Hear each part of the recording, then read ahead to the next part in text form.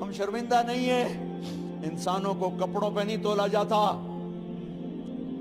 آج کا میرا دیس کا مالدار اتنا فقیر ہو گیا ہے، اتنا چھوٹا ہو گیا ہے کہ وہ اپنا تعارف کروانے کے لیے 50 لاکھ کی گھڑی لیتا ہے، 6 لاکھ کا جوتا لیتا ہے۔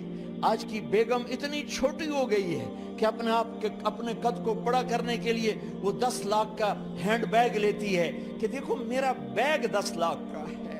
ارے میری بہن، تو 10 ٹکے کی بھی نہیں رہی اگر تو نے بیگ سے اپنے آپ کو بڑا بنایا۔ او میرے دوست، تو 2 ٹکے کا نہیں ہے اگر تو 10 لاکھ کے جوتے اور 50 لاکھ کی گھڑی سے اگر تو بڑا بننا چاہتا ہے۔ ارے اس دھوکے سے نکلو۔ برینڈڈ برینڈڈ برینڈڈ، کہاں جا رہے ہو؟ جب تم اپنی ذات میں بے قیمت ہو تو رب ذوالجلال کی قسم، تمہاری گھڑیاں، تمہارے بیگ، تمہاری گاڑیاں، تمہارے بنگلے تمہاری عزت کو بڑھا نہیں سکتے۔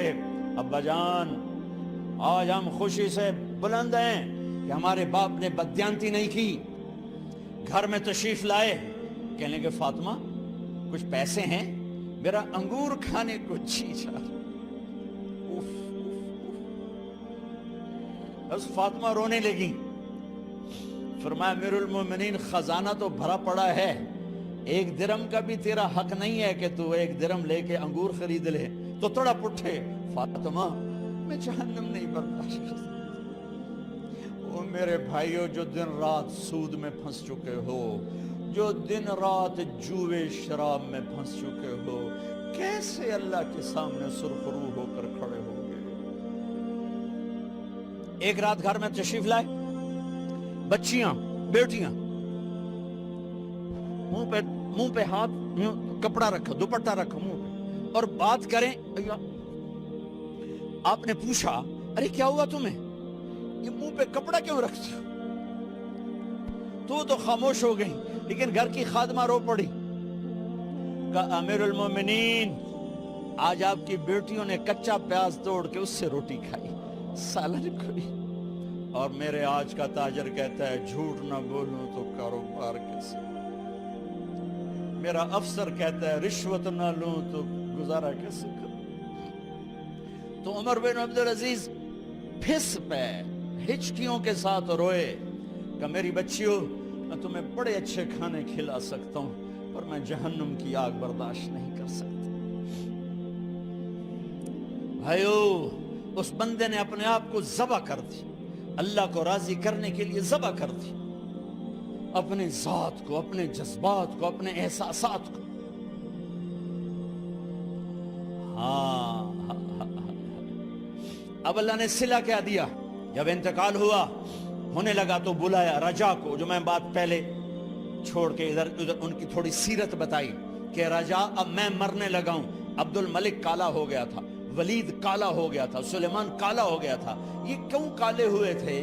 یہ بے نمازی نہیں تھے، بدکاری نہیں کرتے تھے، کسی کی طرف ان کی میلی آنکھ نہیں اٹھی کبھی۔ یہ ظالم تھے، ظالم، انسانوں کا خون پیا، مال میں خیانت کی، اس پر اللہ نے چہرے پھیر دیے۔ آج عمر بن عبدالعزیز جا رہا ہے کہ دیکھو میں جا رہا ہوں، مجھے دیکھو میرے ساتھ کیا ہوتا ہے۔ ان کا انتقال ہوا، ان کی میت قبر کے کنارے رکھی گئی، اور اب نیچے اتارنا ہے۔ سلیمان کی میت کو اتارنے لگے تو ہلنے لگا، اور عذاب قبر پہلے شروع ہو گیا۔